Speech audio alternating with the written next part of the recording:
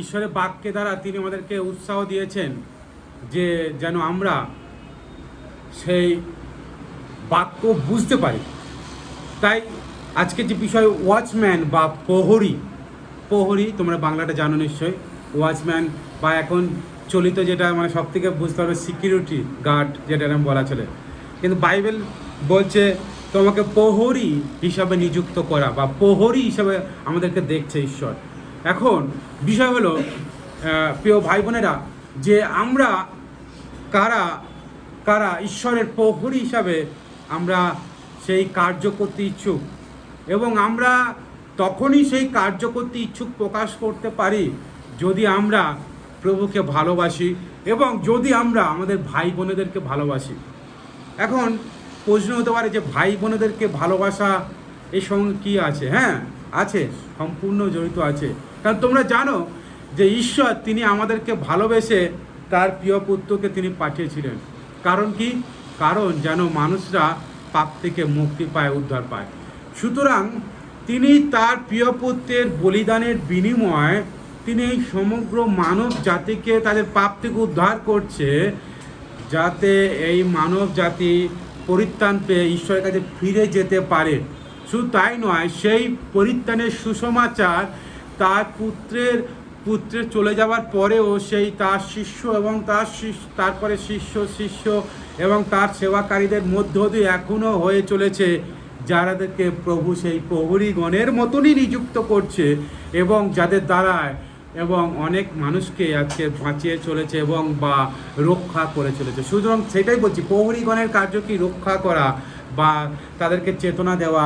যেমন জানো তোমরা আগের দিনে সেই গ্রামেতে ছিল মানে প্রহরীগণ রাত্রিবেলায় বলতো জাগতে রহো, বা সাবধান, এইভাবে তাদের চেতনা দিত মানুষকে যাতে চুরি বা ডাকাতি না হতো। সুতরাং এই ধরনেরই প্রভু আমাদেরকে প্রহরীগণ হিসাবে নিযুক্ত করতে চাইছে, যেন আমরা সচেতন হয়ে সাবধান হয়ে যেন থাকতে পারি, এবং শুধু তাই নয়, যেন আমরা অপরকেও সাবধানতার সঙ্গে যেন রক্ষা করতে পারি। ভাই বোনেরা, আজকের আমরা সেই ওয়াচম্যান বা প্রহরীগণের বাক্য যেটি নেওয়া হয়েছে পুরাতন নিয়ম জি স্কেল, পুরাতন নিয়ম যে ভাওবাদী পুস্তক আছে তার জি স্কেল ভাওবাদী পুস্তকের তার 33 অধ্যায়ের 7 থেকে 15 পদ যদি আমরা পাঠ করি আর দেখি, সেইখানে ঈশ্বর এই প্রহরী বিষয়ে যে বাক্য বলছে আমরা দেখতে পাবো। তাই আশা করি আমরা সবাই বার করব জিহিস্কেল তার 33 অধ্যায় 7 থেকে 15 পদ।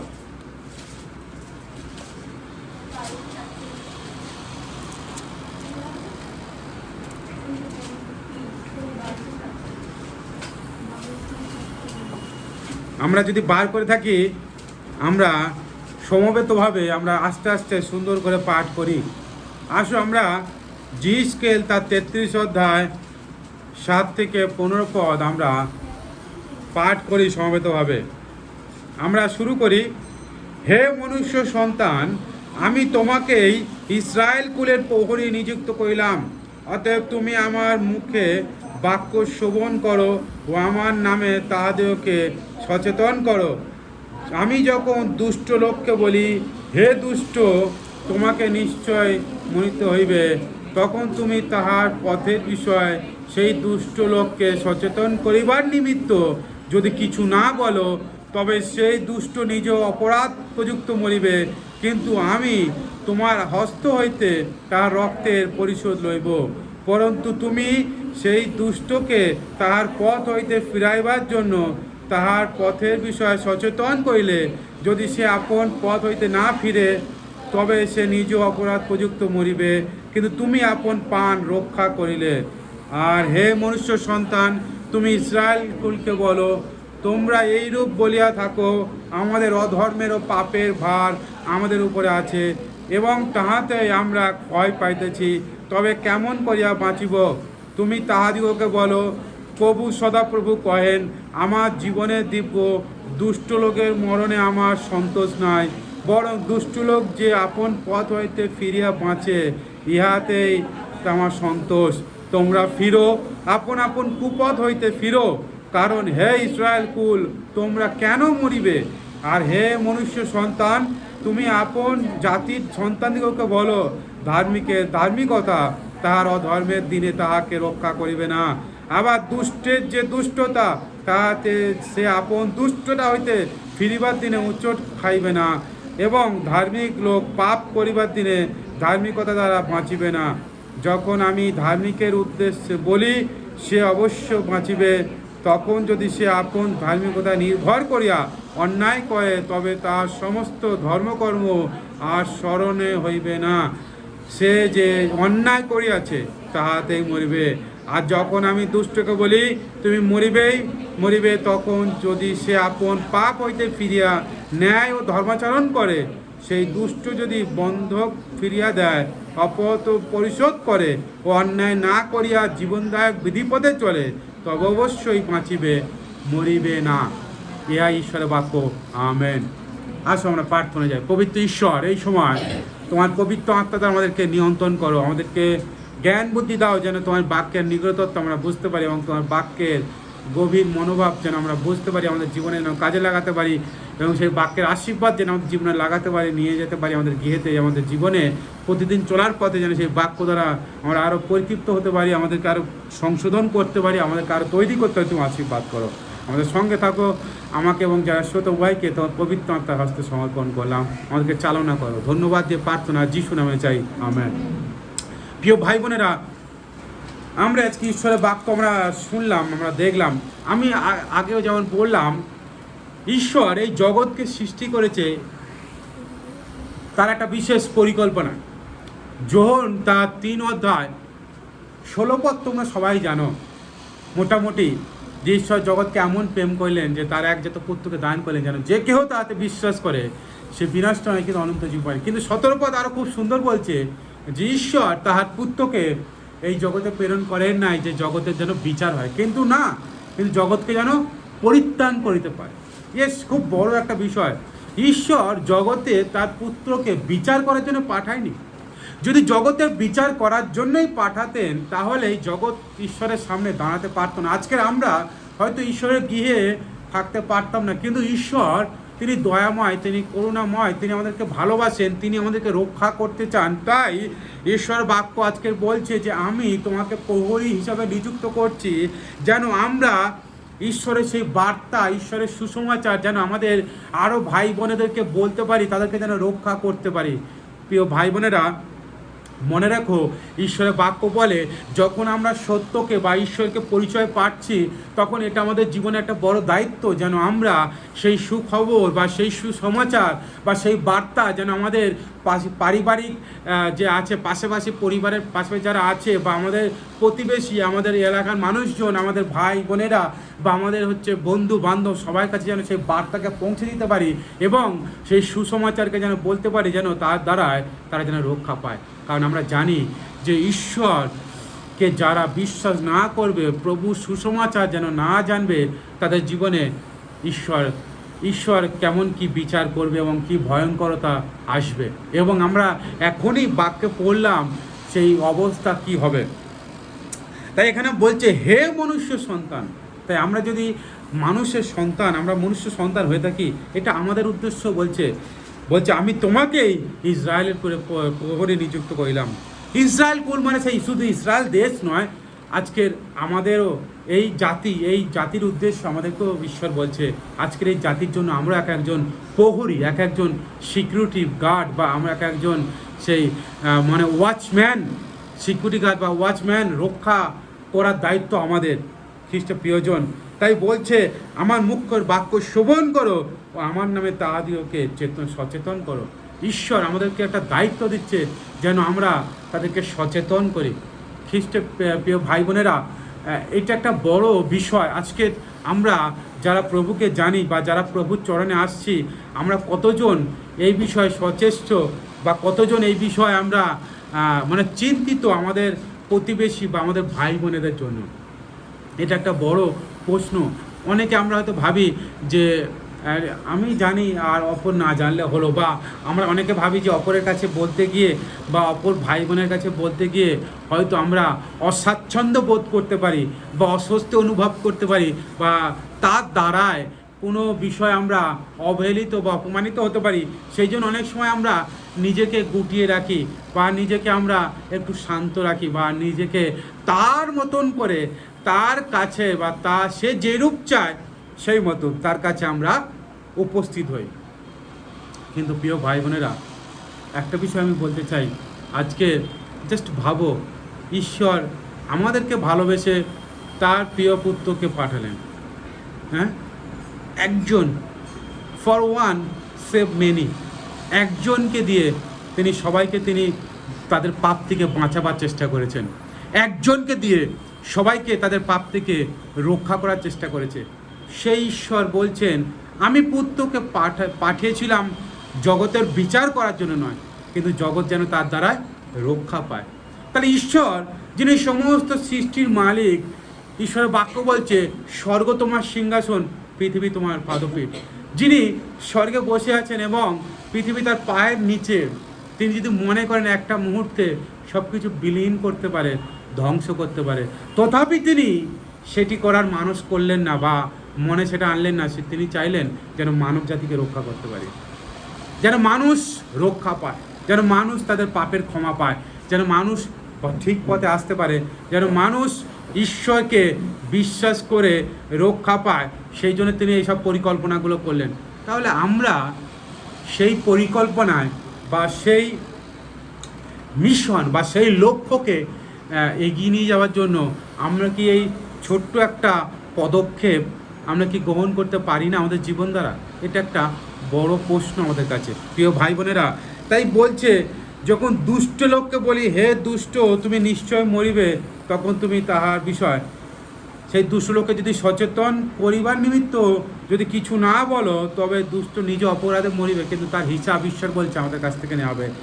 8 পদে খুব ভয়ঙ্কর কথা বলছে, মানে বলছে যে বদমাইশ বা যে ধরো খারাপ কাজ করছে, তোমার সামনে থাকা মানুষ বা তোমার আশেপাশে থাকা লোক বা তোমার বন্ধু বা তোমার প্রতিবেশী, যে ধরো মন্দ পথে চলছে, বলছে সেই দুষ্টু বা সেই খারাপ মানুষ যদি তার দুষ্টতা প্রযুক্ত যদি সে মারা যায়, ঈশ্বর বলছে সেটা তো তার বিচার হবে।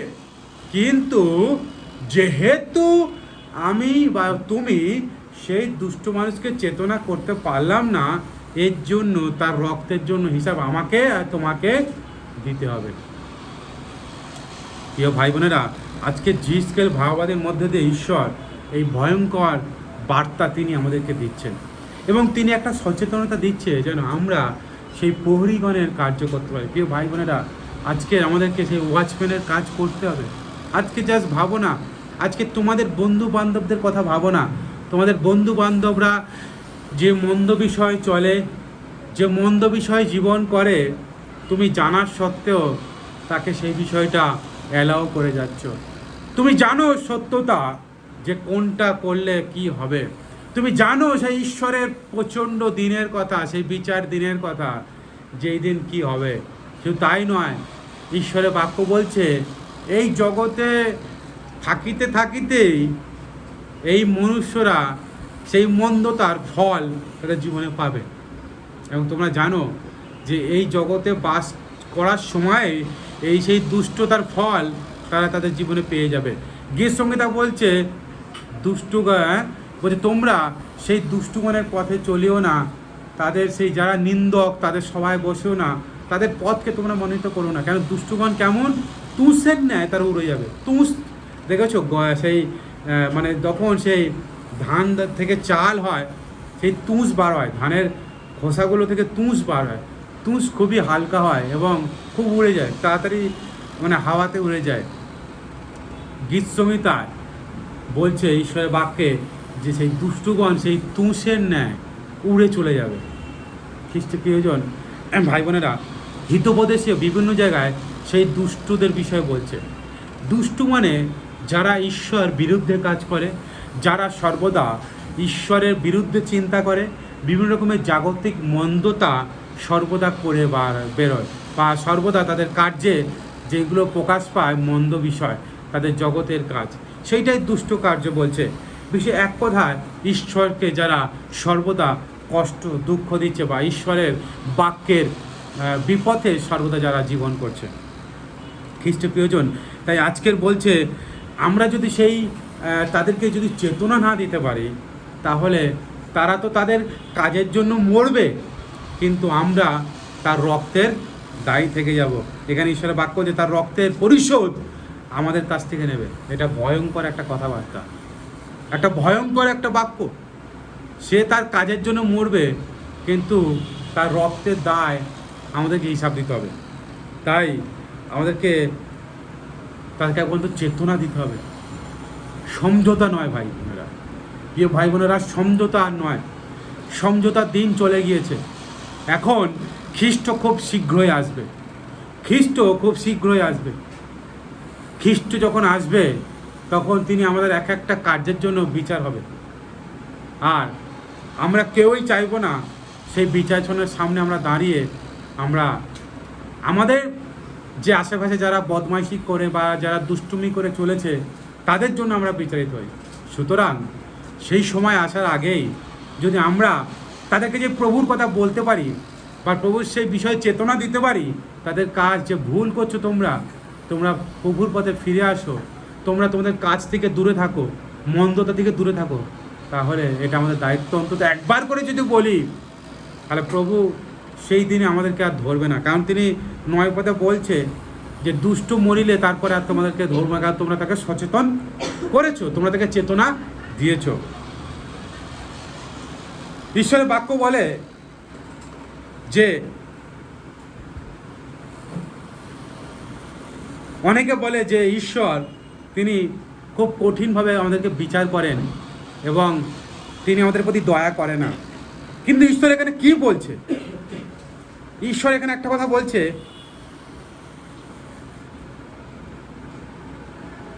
যে দুষ্ট লোক যদি মারা যায় এতে আমার কোনো সন্তোষ নাই বা খুশি নেই। কারণ ঈশ্বর যদি চাইতো যে দুষ্ট লোক মারা যাক, তারা উচ্ছন্নে চলে যাক বা তারা পৃথিবী থেকে লুপ্ত হয়ে যাক, তাহলে ঈশ্বরের বাক্য আর এই কথা বলতো না। যে কারণ ঈশ্বর আমাদেরকে প্রেম করিলেন কখন? যখন আমরা পাপী ছিলাম। রোমিও 5:8 বলছে খ্রিস্ট আমাদেরকে তখনও প্রেম করিলেন যখন আমরা পাপে মৃত ছিলাম। আমরা পাপে মৃত ছিলাম, তখনও খ্রিস্ট আমাদের প্রতি তার ভালোবাসাকে দেখাচ্ছে যেন আমরা পাপ থেকে জীবিত হতে পারি। যদি তিনি দুষ্টুর জন্য যদি পরিকল্পনা না করতেন, তাহলে তিনি এত ভাববাদীকে পাঠাতেন না, তিনি তার প্রিয় পুত্রকে পাঠাতেন না। কিন্তু ঈশ্বর বলছে দুষ্টু মরলে আমার কোনো সন্তোষ নেই, আমার কোনো খুশি নেই। শুধু যে ধার্মিককেই যীশুখ্রিস্ট বলছে ধার্মিককে বাঁচাতে আমি আসি নাই, সুস্থ লোকের ডাক্তারের প্রয়োজন নাই, কিন্তু আমি এসেছি যেন পাপীদের জন্য। তিনি পরিষ্কার বলছেন আমি এসেছি পাপীদের জন্য, ধার্মিকদের জন্য আমি আসিনি, ভালো লোকদের জন্য আমি আসিনি, কিন্তু যারা পাপী তাদের জন্য, মানে দুষ্টুদের জন্য, যারা মন্দ পথে চলে তাদের জন্য প্রভু এসছে। সুতরাং প্রভু যদি যারা মন্দ পথে চলে, যারা ভালো নয়, তাদের জন্য যদি প্রভু বলে আমি এসেছি, তাহলে আমাদের তো দায়িত্ব এই মতো লোকদেরকে সচেতন করে প্রভুর পথে ফিরিয়ে আনা। সুতরাং সেই প্রহরী বা সেই ওয়াচম্যানের ডিউটি বা দায়িত্ব আমাদেরকে পালন করতে হবে। প্রিয় ভাই বোনেরা, এই প্রভুর আগমন যত সন্নিকট, মনে রাখো তোমাদেরকে নিজেকে প্রস্তুত হতেই হবে। তোমাদেরকে সমস্ত মন্দতা, সমস্ত জাগতিকতা থেকে ফিরে আসতে হবে, সমস্ত রকমের মন্দ বিষয় থেকে নিজেদেরকে দূরে রেখে প্রস্তুত থাকতে হবে, যেন প্রভুর আগমনে যেন প্রভুর সঙ্গে সম্মিলিত হতে পারো। এবং তোমার আশেপাশে তোমার ভাই বোনেদেরকে, তোমার প্রতিবেশীকেও বাঁচাতে হবে। আমরা অনেক সময় একটা কথা ব্যবহার করি যে ওকে বললে, আমি তাকে যদি বলি কি মনে করবে, আমার সঙ্গে আর কথা বলবে কি না, রাগ করবে, তার যেটা করছে করুক, যেভাবে চলছে চলুক, আমি অপরকে কেন বলবো। কিন্তু ভাই বোনেরা, তাহলে আমি আশা করি তুমি তাকে ভালোবাসো না। কারণ ঈশ্বরের বাক্যে লেখা আছে যে যাকে ভালোবাসে সে তার জন্য শাস্তিও কামনা করে এবং তাকে সংশোধন করার চেষ্টা করে।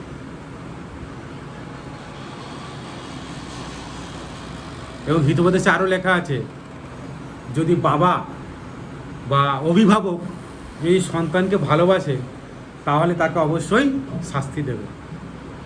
কেন শাস্তিটা দেওয়া মানে এটা নয় যে সন্তানের মৃত্যু কামনা করে, কিন্তু শাস্তি দেওয়ার অর্থ হলো এটাই যে সেই সন্তানকে সংশোধন করবে সে।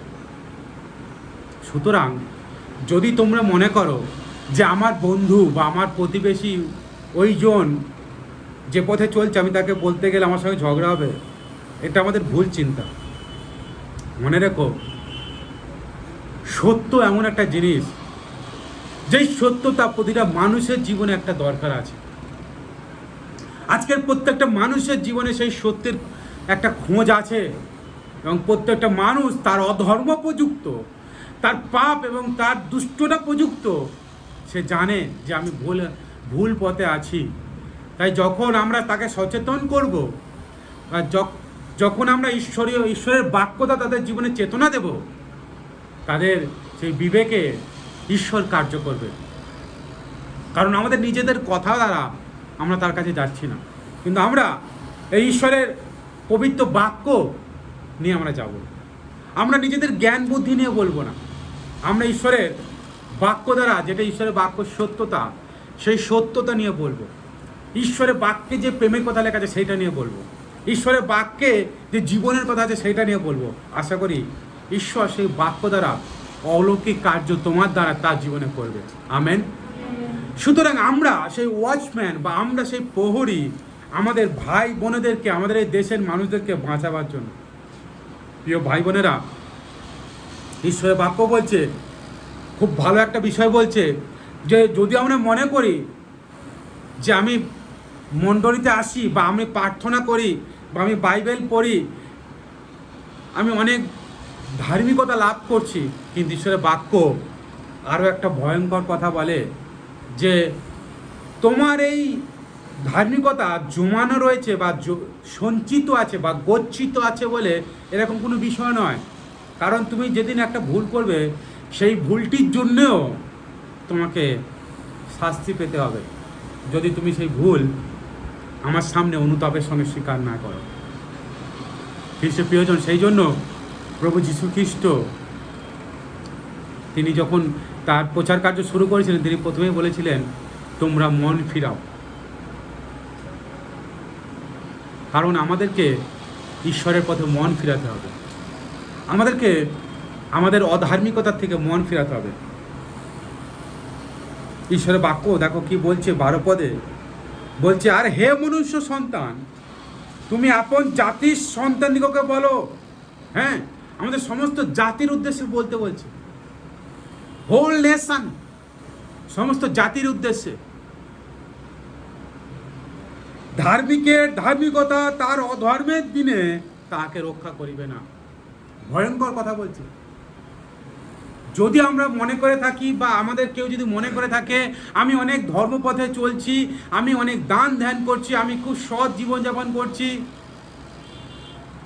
আর আমি অধর্ম একদিন করি, কিচ্ছু হবে না, ঈশ্বরের বাক্য বলছে সেই অধর্মের দিনে তার ওই ধার্মিকতা চলবে না, তার ওই অধর্মের জন্য তাকে শাস্তি পেতে হবে, তার ওই ধার্মিকতার দ্বারা সে ক্ষমা পাবে না। ক্ষমা তখনই পাবে, প্রভু আমাদেরকে তখনই ক্ষমা করবে যদি তৎক্ষণাৎ আমরা অধর্ম যদি আমাদের দ্বারাই ভুল হয়েছে, আমরা ভুল করেছি, এটির আমরা যদি তৎক্ষণাৎ অনুতাপ করি, আমরা যদি অনুতাপ করি, প্রভুর সামনে স্বীকার করি। ঈশ্বরের বাক্য বলে তোমরা যদি আপন আপন পাপ স্বীকার করো তাহলে তিনি বিশ্বস্ত ধার্মিক, সুতরাং তিনি তোমাদের পাপ সকল মোচন করিবেন এবং সমস্ত অধার্মিকতা হইতে সূচি করিবেন। হালেলুইয়া। খ্রিস্টের প্রিয়জন, প্রিয় ভাই বোনেরা, তিনি আমাদের সমস্ত পাপ থেকে তিনি সূচি করবেন, আমাদেরকে সমস্ত অধার্মিকতা থেকে তিনি আমাদের অধার্মিকতা মোচন করবেন, এটা প্রভুর বাক্য।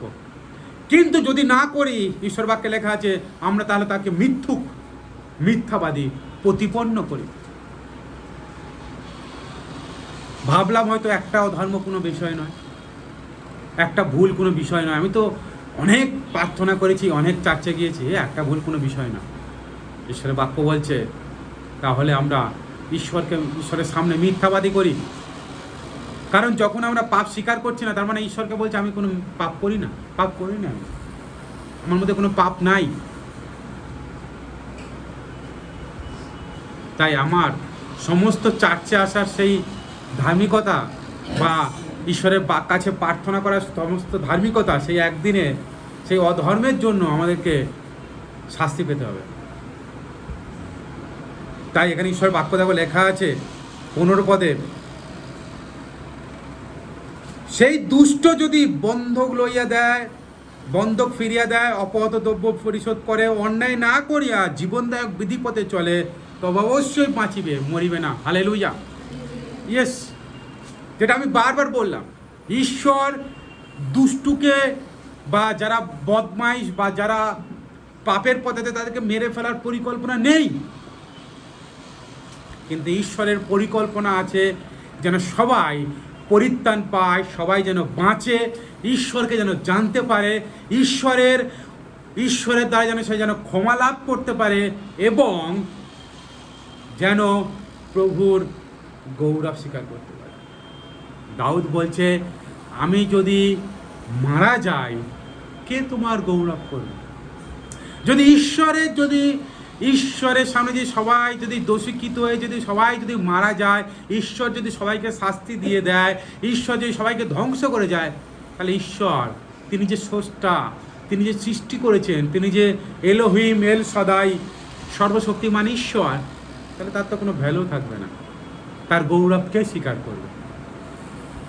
তাই দাউদ বলছে, আমাকে আবার ফিরিয়ে দাও, আমার মনে সে পুনরায় নতুন আনন্দ দাও, যেন আমি তোমার কাছে ফিরে যেতে পারি, আমি যেন তোমার আরাধনা করতে পারি। প্রিয় ভাই বোনেরা, আমরা যখন ফিরে আসি প্রভুর কাছে, তখন প্রভু খুশি হন।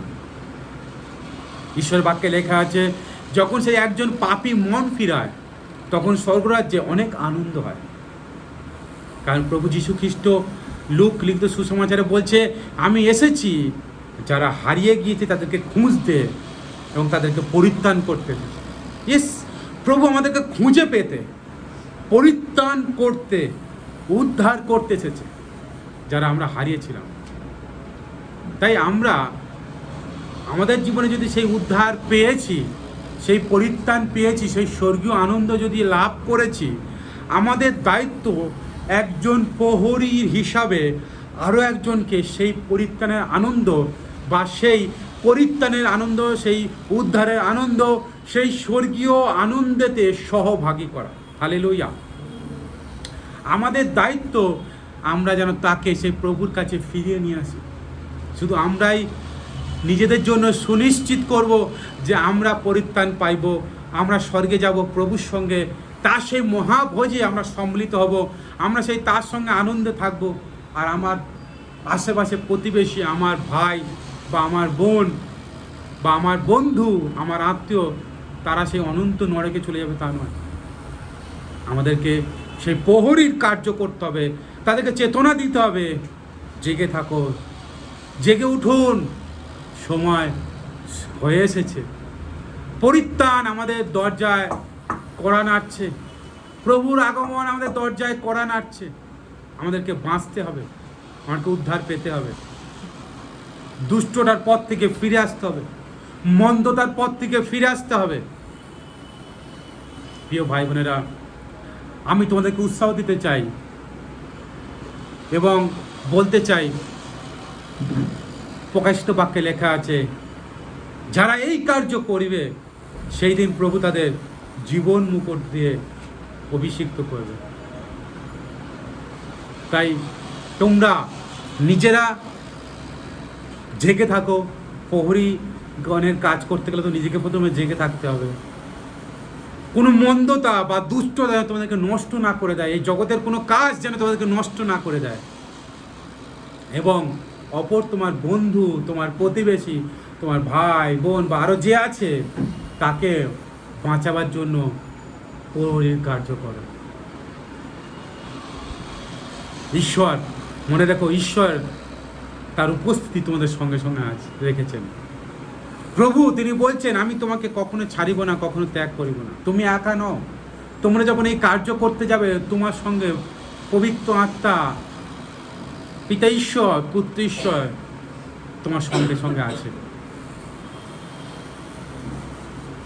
আসো আমরা সে প্রভুর সামনে আসি। প্রিয় ভাই বোনেরা, এই সময় প্রভুর সামনে আমরা নিজেকে সমর্পিত করি। প্রিয় ভাই বোনেরা, আসো এই সময় প্রভুর সামনে আমরা নিজেকে নত করি। আমরা সেই যেমন গান করছিলাম, সারে জাহাঁ মে তুঝসা কোই নেই, তুঝকো ছোড় কোই প্রভু হে নেই। তিনি সেই প্রভু, তিনি আমাদের রাজাদের রাজা। প্রভু মানে মালিক, তিনি আমাদের জীবনের মালিক। আসো আমরা চোখ বন্ধ করি, আমরা মাথা নিচু করি। প্রিয় ভাই বোনেরা, আসো আমরা চোখ বন্ধ করি এবং মাথা নিচু করি। যদি তোমরা মনে করো যে সত্যি এই সারা জগতে তিনি ছাড়া আর কোনো প্রভু নেই যার সামনে আমি মাথা নিচু করে আছি এই সকালে, প্রিয় ভাই বোনেরা, সেই প্রভু তোমাদেরকে এক একজনকে প্রহরী হিসাবে নিযুক্ত করতে চায়।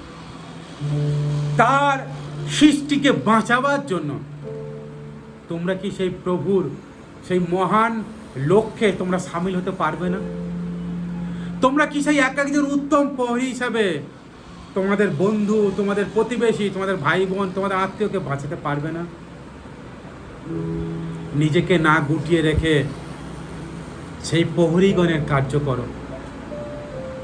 প্রভুর সামনে বলো যে প্রভু আমাকে সেই শক্তি দাও, আমাকে প্রথম তুমি ফিরিয়ে নিয়ে চলো, আমাকে আমার জীবন দ্বারা সাক্ষ্য তৈরি করো যেন আমি অপরের কাছে গিয়ে সঠিক সাক্ষ্য দিতে পারি। প্রিয় ভাই বোনেরা, যদি আমরা নিজেরা যেন যদি আগে প্রথমে না জেগে উঠি, যদি নিজেরা যেন যদি পরিবর্তন না হই, তাহলে আমরা অপরকে বাঁচাতে পারবো না।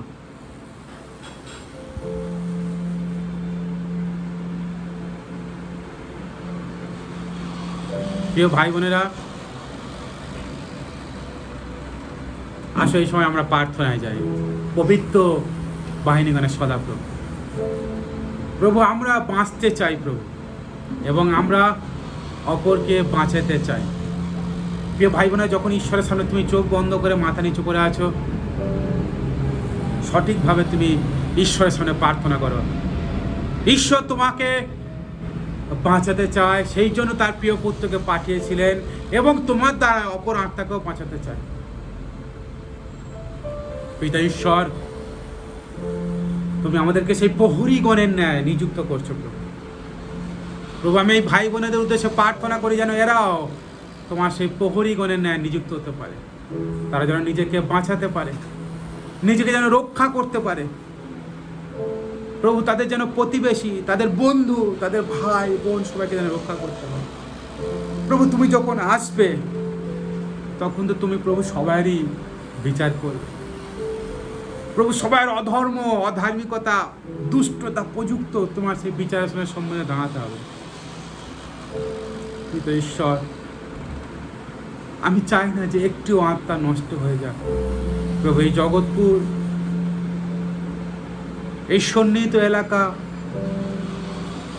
পশ্চিমবঙ্গ, সারা ভারতবর্ষের প্রতিটা আত্মা প্রভু যেন তোমার রাজ্যে ফিরে আসতে পারে। পিতা ঈশ্বর, তোমার এই সন্তানদেরকে তুমি আশীর্বাদ করো প্রভু। তারা যেন প্রভু তোমার বাক্যকে অন্যজনের কাছে পৌঁছে দিতে পারে, তোমার পরিত্রাণের বার্তাকে অন্যজনের কাছে যেন ঘোষণা করতে পারে, তোমার মুক্তি, তোমার ভালোবাসার বার্তাকে যেন তারা ছড়িয়ে দিতে পারে। তারা যেন নিজেকে লজ্জিত না মনে করে, তারা যেন নিজেকে ছোট না মনে করে প্রভু। সেই জিরোমিয়ের মতো তারা যেন নিজেকে বালক না বলে। কিন্তু প্রভু, তুমি যেমন জিরোমিয়াকে বলেছিলে, তুমি নিজেকে বালক বলিও না, আমি তোমার মুখে বাক্য জোগাইব। হ্যাঁ প্রভু, তারা যেন নিজেরা সেই বাক্য নিয়ে যেতে পারে এবং অপরকে বাঁচতে পারে প্রভু। তোমার দ্বিতীয় আগমন সন্নিকট, তোমার বিচারের দিন অনেক কাছাকাছি প্রভু। তুমি রক্ষা করো তাদেরকে প্রভু তাদের পরিবার, তাদের আত্মীয়দেরকে রক্ষা করো। প্রভু ধন্যবাদ যে প্রার্থনা করি, অনেক ভাই বোনেরা আছে, অনেক পরিবার আছে যারা প্রভু কঠিন পরিস্থিতির মধ্যে ছিল, তাদেরকে তুমি রক্ষা করো। প্রভু হয়তো এখনও কারো পরিবারে অনেক সমস্যা আছে, প্রভু সেই সমস্যা থেকে তাদেরকে বেরিয়ে আসতে সাহায্য করো। প্রভু তোমার সেই স্বর্গীয় অভিষেক, স্বর্গীয় আশীর্বাদ তাদের জীবনে দান করো। দয়াময় ঈশ্বর, মঙ্গলময় পিতা, আরেকটি বার প্রভু আমাদের প্রত্যেকে তোমাদের সমর্পণ করলাম। তুমি সাহায্য করো, আশীর্বাদ করো। প্রভু তার সঙ্গে থাকো, বাকি সময় ভার নাও।